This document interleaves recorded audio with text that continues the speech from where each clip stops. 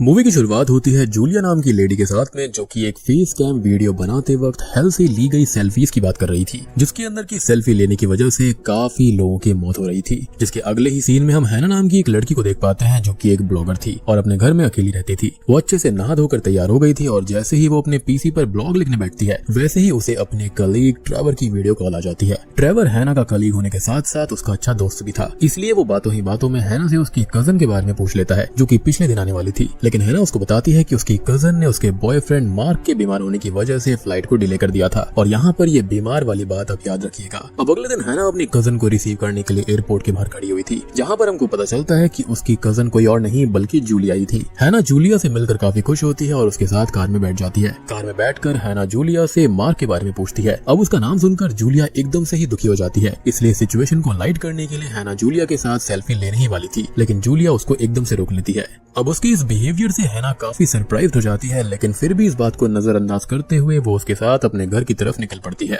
लेकिन रास्ते में जूलिया अपने फोन पर एक URL टाइप कर रही थी, जो कि .onion के साथ एंड हो रहा था। दूसरे शब्दों में कहूँ तो वो डार्क वेब को एक्सेस करने कभी नहीं सुना था। लेकिन हैना के सवाल करने पर जूलिया कोई साफ जवाब नहीं देती, बल्कि वो उससे डाउनटाउन ईस्ट साइड डिस्ट्रिक्ट का पता पूछती है, जो कि काफी खराब इलाका था। इसके बाद में जूलिया को लेकर हैना अपने बड़े से घर पर पहुंचती है, जहाँ पर पहुंचकर जूलिया हैना से कहती है कि उसका घर बिल्कुल वैसा ही है जैसा कि वो पिछले साल छोड़कर गई थी, क्योंकि जूलिया पिछले साल हैना की माँ का ख्याल रखने आई थी। इसके बाद हैना किचन में चाय बनाने चली जाती है और वो जूलिया से उसके लिए ऊपर जाकर वेट करने को कहती है। अब ऊपर आने के बाद जूलिया अपने फोन की क्रैक हुई स्क्रीन पर अपने बॉयफ्रेंड मार्क और अपनी फोटो देखकर रोने लगती है, जैसे कि कुछ बहुत ही गलत हो गया हो। लेकिन रोते वक्त उसके आंसू नीचे की तरफ ना जाकर साइड में चले जाते हैं, जो कि बहुत ही शॉकिंग था। ऐसा लग रहा था जैसे कि उसके आसपास एक अलग ही दुनिया और एक अलग ही ग्रेविटेशनल फोर्स थी। और इसके बाद जब जूलिया अपने फोन से सेल्फी लेती है तो सेल्फी में उसे अपने पीछे एक काला साया दिखाई देता है।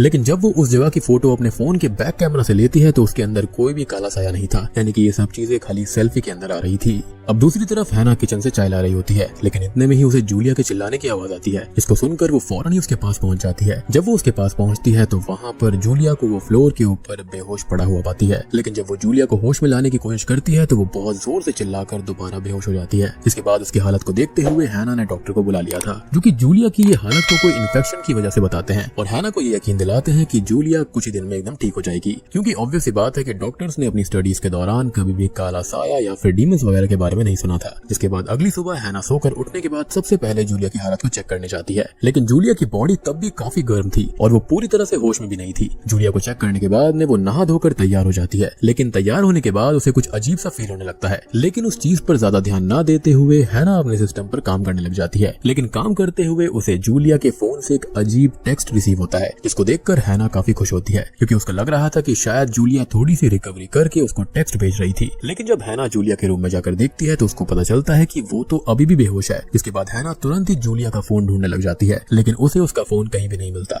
इसलिए हैना उसके फोन पर कॉल लगाती है और तभी वहाँ पर जूलिया को जो फोन होता है वो उसके रूम के बेड के नीचे मिलता है। जिसके बाद में हैना गार्डन में बैठकर एक किताब पढ़ रही थी, तभी उसे अपने फोन पर जूलिया का एक और मैसेज आता है, लेकिन इस बार वो वॉइस नोट था, जिसको प्ले करने के बाद में उसके अंदर से अजीब सी डिस्टॉर्टेड वॉइस सुनाई देती है। और इस वजह से हैना दोबारा जूलिया के रूम में जाती है, लेकिन वहाँ पर वो अभी भी बेहोशी की हालत में थी। इसके बाद हैना अपने सिस्टम पर .onion के बारे में रिसर्च करती है, जिस पर उसको पता चलता है कि .onion डार्क वेब पर यूज होने वाले डोमेन का एक सफिक्स है। लेकिन इसके तुरंत ही बाद वो अपने ब्राउजर के ऊपर .onion के सफिक्स वाली साइट को एक्सेस करने की कोशिश करती है, लेकिन ऑब्वियसली ये पॉसिबल नहीं था, तो उसके अंदर वो फेल हो जाती है। इसके बाद उसे अपनी रिसर्च में पता चलता है कि डार्क वेब को एक्सेस करने के लिए उसको टॉर ब्राउजर की जरूरत पड़ेगी, जिसको आसानी से हैना डाउनलोड करके इंस्टॉल कर लेती है। लेकिन हैना उस .onion सफिक्स वाली साइट को तब भी एक्सेस नहीं कर पाती। इसके बाद रात को हैना नहा धोकर फ्रेश हो जाती है और बेड पर सोने के लिए लेट जाती है। लेकिन तभी उसे अपने फोन पर जूलिया का एक वीडियो मैसेज रिसीव होता है, जिसके अंदर उसे जूलिया की एक डिस्टॉर्टेड वीडियो दिखती है और वो तुरंत ही जूलिया के पास भागती है। लेकिन इस बार जब वो जूलिया की बॉडी को छूकर देखती है तो उसकी बॉडी एकदम ठंडी थी। लेकिन इतने में ही उसे बाहर से गेट खुलने की आवाज आती है और जब वो गेट के पास आती है तो पाती है कि आधी रात को उसके घर का मेन गेट खुला था। हैना उस गेट को बंद कर देती है और सीधे किचन में जाकर एक नाइफ को उठाती है और घर की सारी लाइट्स भी जला देती है, लेकिन तब भी उसे घर के अंदर कोई नहीं मिलता। जिसके बाद हैना अपने रूम में आकर दोबारा सो जाती है। अब अगली सुबह वो इस पूरे हादसे के बारे में ट्रेवर को बताती है, जिसको सुनकर ट्रेवर उसे ये कहता है कि उसे इस हादसे को लाइटली नहीं लेना चाहिए और उसे रात को ही पुलिस को बुला लेना चाहिए था, क्योंकि अगर सच में वहाँ पर कोई मौजूद था तो वहाँ पर वो दोबारा भी आ सकता है। लेकिन हैना उसकी बातों पर इतना ध्यान नहीं देती, क्योंकि उसको लग रहा था कि शायद जूलिया ही नींद में चल रही होगी, जो कि बिल्कुल भी सही नहीं था। अब वो इन सब को छोड़कर ट्रेवर से पैरानॉर्मल एक्टिविटीज के बारे में पूछती है, मतलब कुछ ऐसे इवेंट्स जिनको समझाया नहीं जा सकता। लेकिन सरप्राइजिंगली ट्रेवर भी पैरानॉर्मल एक्टिविटीज के ऊपर बिलीव किया करता था। इसके बाद कुछ काम के चलते ट्रेवर कॉल को काट देता है। हैना भी अब सिस्टम पर काम करने के बाद में जूलिया की कुछ यूट्यूब वीडियोस को देखने लग जाती है, जिसके अंदर वो बता रही थी कि पहले सेल्फी को 1839 में अमेरिकन फोटोग्राफी के गाइड रॉबर्ट कॉर्नेलियस के द्वारा लिया गया था, जो कि कुछ और नहीं बल्कि उनका ही एक सेल्फ पोर्ट्रेट था।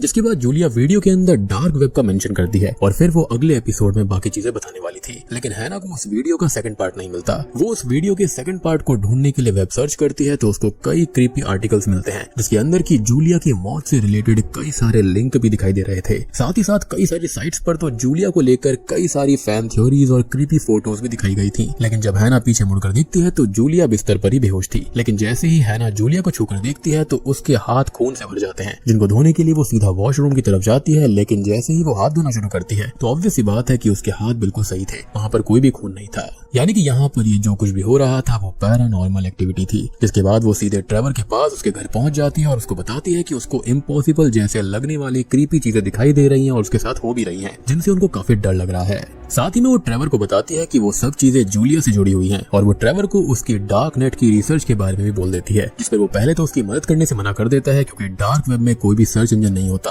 और वैसे भी इन सब पछड़ों में कोई भी पढ़ना नहीं चाहेगा। लेकिन हैना को वहाँ से जाते देखकर वो उसको रोक लेता है और उसकी मदद करने के लिए उसको एक डार्क वेब के चैट रूम की लिंक ईमेल करने के लिए तैयार हो जाता है। लेकिन साथ ही में वो हैना को वार्निंग भी देता है कि वो डार्क नेट पर अपनी पर्सनल इंफॉर्मेशन किसी को भी ना बताए, चाहे कुछ हो जाए। इसके बाद हैना घर पहुंचते ही सिस्टम खोलकर ट्रेवर के द्वारा भेजी गई लिंक को खोलकर उस प्राइवेट चैट रूम में पहुंच जाती है, जिसके अंदर घुसने से पहले उसे 3 सवालों का जवाब देना था।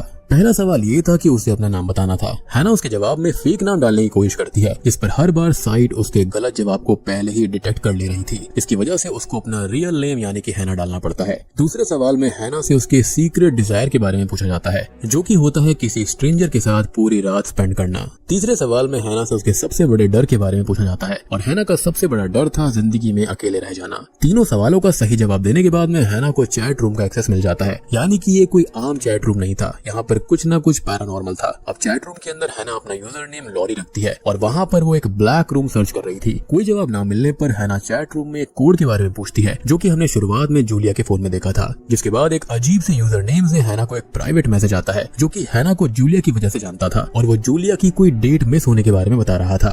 मेरे ख्याल से ये शायद से उसकी फ्लाइट की डेट हो सकती है, जो कि वो आने वाली थी एक दिन पहले, लेकिन फिर उसने डिले कर दिया था। लेकिन इतनी सीक्रेट इन्फॉर्मेशन इस व्यक्ति को या फिर ये जो भी था इसको कैसे पता थी, तो इसका जवाब थोड़ी देर में मिलेगा। लेकिन जैसे ही हैना उसको बताती है कि जूलिया बीमार है तो वो चैट छोड़कर जाने लगता है। लेकिन तभी हैना उससे मदद मांगती है, लेकिन डार्क नेट पर खतरे को बताते हुए वो हैना से उसका ईमेल एड्रेस पूछ लेता है और हैना उसे अपना ईमेल एड्रेस दे देती है, जो कि उसकी सबसे बड़ी गलती थी।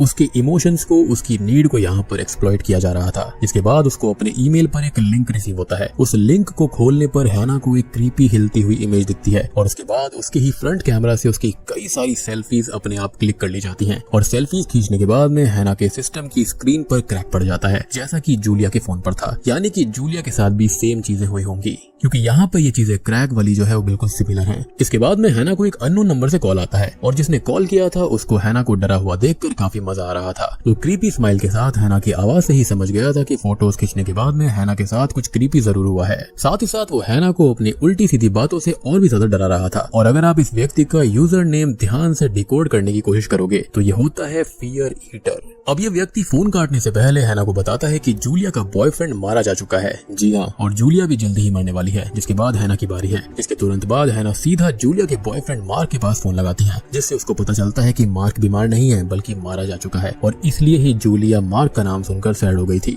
फोन काटने के बाद में जूलिया अचानक से ही बड़े क्रीपी लुक में उठकर बैठ जाती है, जैसे कि उसे किसी ने पजेस कर लिया हो। जूलिया के इस बर्ताव से हैना काफी डर चुकी थी। वो सीधे ट्रेवर को अपने घर पर आने को बोल देती है। ट्रेवर के घर आने के बाद हैना उसे जूलिया के लैपटॉप की मदद से कुछ और क्लूज ढूंढने को कहती है, जिसके बाद में उसको वो वेबसाइट मिल जाती है जिसे हैना ढूंढ रही थी। और फिर वो हैना से ब्लैक रूम के बारे में पूछता है, लेकिन हैना को उसके बारे में कुछ नहीं पता था। जिसके बाद ट्रेवर उसे रेड रूम के बारे में बताता है, जहाँ पर डार्क वेब का सबसे डार्क कंटेंट मौजूद होता है। और ट्रेवर आगे बताता है कि जहाँ पर रेड रूम में वो दूसरों को पैसे देकर देख सकते हैं, वहीं पर ब्लैक रूम में पैसे देकर परफॉर्म भी कर सकते हैं। इसलिए वो हैना से पूछता है कि क्या उसको अभी भी ब्लैक रूम का यूआरएल चाहिए, लेकिन हैना उसे बताती है कि उसे पहले ही यूआरएल मिल चुका है, यानी कि उसने पहले झूठ कहा था। ये सुनकर ट्रेवर को कहीं ना कहीं शक हो जाता है कि कहीं हैना ने अपनी पर्सनल इंफॉर्मेशन डार्क वेब पर तो लीक नहीं कर दी और ये बिल्कुल रियल था, उसने अपनी सच्चाई बिल्कुल बता दी थी। इसके बाद हैना कॉफी बनाने के लिए किचन में चली जाती है, जहाँ पर उसे कुछ क्रीपी इमेजेस दिखना शुरू हो गई थी। जैसा कि हम जानते हैं कि मूवी का नाम सेल्फी फ्रॉम हेल है, तो ऑब्वियस सी बात है कि क्रीपी सेल्फीज और इमेजेस दिखना तो यहाँ पर लाजमी है। अब ट्रेवर को जूलिया के लैपटॉप में उसकी अनरिलीज्ड वीडियो मतलब कि सेल्फी फ्रॉम हेल का दूसरा पार्ट मिल गया था, यानी कि पहला वाला part selfie from hello part 1 था, जिसके अंदर जूलिया बता रही थी कि जब वो सेल्फी फ्रॉम हेल के ओरिजिन को ढूंढने के लिए डार्क वेब के ऊपर गई तो उसे वहां पर एक फियर ईटर नाम का इविल शख्स मिला। और जैसा कि मैंने बताया कि वो इंसान जो कि हैना को परेशान कर रहा है उसका नाम भी फियर ईटर ही है, यानी कि ये सेम ही शख्स है जिसने कि उसको ब्लैक रूम का यूआरएल दिया था, यानी कि जूलिया को। उस फियर ईटर ने जूलिया से मार्क को बचाने का प्रॉमिस भी किया था, यानी कि ये सब शायद से पहले मार्क ने शुरू किया, जिसके लिए वो हैना की सिटी में आई थी।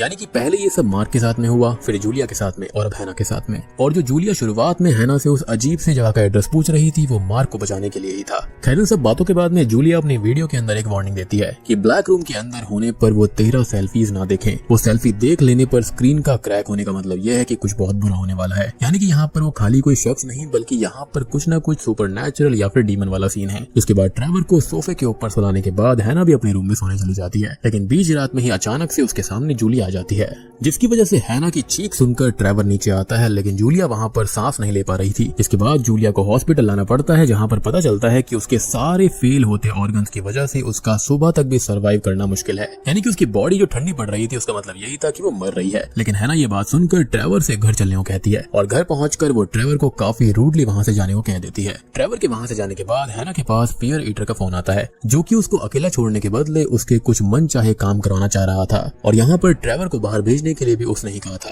साथ ही साथ वो हैना से प्रॉमिस करता है कि वो उसे हर्ट नहीं करेगा। अब फोन काटने के बाद हैना को काफी क्रीपी फीलिंग आती है और उसे घर में अपने अलावा किसी और के होने की भी आहट महसूस होती है, यानी कि ये कोई यहाँ पर इंसान नहीं था बल्कि कोई ना कोई डीमन या फिर कुछ इविल था। हैना उस आहट का पीछा करती है तो उसे टीवी पर जूलिया की कुछ इमेजेस दिखती हैं, जिसके बाद वो बेहोश हो जाती है। जैसा कि जूलिया ने कहा था कि 13 इमेजेस को पूरा नहीं देखना है, और ऐसा हुआ तो उसका काम खत्म। अब होश आने पर उसके हाथ बंधे हुए थे और फियर ईटर उसके सामने खड़ा था, जो कि डार्क वेब के सर्वर्स को शायद स्ट्रीमिंग के लिए सेट कर रहा था। और उसके बाद वो हैना की डर वाली फीलिंग्स को फील करने की कोशिश कर रहा था। ऑब्वियस सी बात है, नाम है फियर ईटर और वो लोगों के डर पर ही जीता है, और ये पक्का कोई डीमन है, कोई इंसान नहीं है, जिसके लिए वो हैना को और भी ज्यादा डरा रहा था। साथ ही में वहां पर वो हैना को बताता है कि उसे 2 साल से डर नहीं लगता और डर के बगैर उसे अपनी लाइफ अधूरी लगती है। तभी उसने एक शैतान के बारे में सुना, जिसके बारे में सुनकर उसकी रूह कांप गई थी। वो शैतान के बारे में रिसर्च करते वक्त ही उसे ब्लैक रूम के बारे में पता चला, और काफी लोगों की लाइफ लेने के बाद ही उसे ये पता चला है कि जब तक उन 13 सेल्फीज को ना देखा जाए तब तक किसी को कुछ नहीं होता। यानी कि मार्क, जूलिया और हैना तीनों ही बेवकूफ थे। और मुझे तो ऐसा लगता है कि जो जूलिया की स्पिरिट थी वही यहाँ पर वो वीडियोस वगैरह भेजने की कोशिश हैना को कर रही थी, ताकि यहाँ पर वो 13 सेल्फीज को ना देख ले। लेकिन हैना बेवकूफ थी, वो कुछ भी समझ नहीं पाई। वो आगे बताता है कि ब्लैक रूम के अंदर लोगों को खाली अपने प्लेजर के लिए बुलाता है, जिससे कि वो शैतान उन लोगों को बुरी तरह टॉर्चर करता है। यानी कि ये जो फियर ईटर है ना, ये शैतान का कोई स्लेव बन चुका है, जो कि इंसान तो बिल्कुल भी नहीं है। इसके पास में कुछ ना कुछ पैरानॉर्मल या फिर सुपर नेचुरल शक्तियां हैं। जिसके बाद में वो फियर ईटर हैना की 13 सेल्फीज लेने वाला था, लेकिन इतने में ही उसे ट्रेवर बचाने आ जाता है, और ट्रेवर वहां पर फियर ईटर को बांधकर हैना के साथ उस शैतान के सेल फोन लोकेशन की मदद से उसको ढूंढने निकल पड़ता है। यानी कि फियर ईटर यहाँ पर शैतान का ही कोई सर्वेंट है। लेकिन उन दोनों के कार में बैठने पर पता चलता है कि ट्रेवर भी 13 सेल्फीज देख चुका था और उसके फोन की स्क्रीन क्रैक हो गई थी, यानी कि वो भी अब कर्स्ड हो गया था। बेसिकली ये कर्स सेल्फीज हैं। जिसके बाद में वो दोनों एक सुनसान बिल्डिंग में पहुंच जाते हैं, और ये वही रास्ता था जहां पर जूलिया जाना चाहती थी। उस बिल्डिंग में हैना को एक फोटो एल्बम के साथ एक कैमरा मिलता है, जिसके अंदर किसी डॉक्टर एडवर्ड्स की रिकॉर्डिंग थी, जो कि एक अननोन क्रिमिनल के ऊपर अपनी रिसर्च कर रहे थे, जिसने रिसर्च के वक्त डॉक्टर एडवर्ड्स पर ही हमला कर दिया था। अब वीडियो देखने के बाद में ट्रेवर लोकेशन दिखा रहे फोन पर कॉल लगाकर देखता है, जिसकी वाइब्रेशन उन्हें पास से ही आ रही थी। लेकिन तभी फोन ढूंढते वक्त हैना के सामने वही पेशेंट आ जाता है, यानी कि वही जिसका डॉक्टर एडवर्ड्स इलाज कर रहे थे। और हैना अचानक बेहोश हो जाती है, और उस इविल को देखने के लिए ट्रेवर भी कई सेल्फीज ले डालता है। लेकिन इतने में ही हैना को होश आता है, और वो इस बार वो शैतान उन दोनों पर हमला कर देता है। यानी कि वो जो पेशेंट था ना, वही यहाँ पर वो इविल बन गया था, जो कि कई कई सारे लोगों को अपने झांसे में ले रहा था, जैसे कि उसने फियर ईटर को लिया हुआ था। खैर, हमला करते हुए अचानक ही वो बेहोश हो जाता है। अब अगले सीन में हैना जूलिया के साथ एक लेक के किनारे पिक्चर परफेक्ट वर्ल्ड में लेटी हुई थी, जहाँ पर ट्रेवर भी आ जाता है और वो हैना के काफी करीब आ रहा था। लेकिन तभी अचानक से हैना के सामने ट्रेवर की जगह वही शैतान आ जाता है और पता चलता है कि ये एक हैप्पी एंडिंग नहीं थी, खाली ये एक सपना था। और यहाँ पर हैना और ट्रेवर सभी पॉजेस्ड हो रखे थे, यानी कि शैतान ने उनको उनकी बॉडी के अंदर ही कैद करके रखा था, जैसा कि जूलिया के साथ में हुआ था। तो बीच में कई बार इसलिए चिल्लाया करती थी क्योंकि वहाँ से वो बाहर निकलना चाहती थी, लेकिन ये शैतान उसको बाहर निकलने नहीं देना चाहता था। बेसिकली वो उनकी सोल्स के ऊपर, उनके डर के ऊपर जी रहा था, जिसका सिंपल सा मतलब ये है कि अब ये शैतान इन दोनों के साथ साथ पूरी दुनिया को ही तबाह करने निकल चुका है।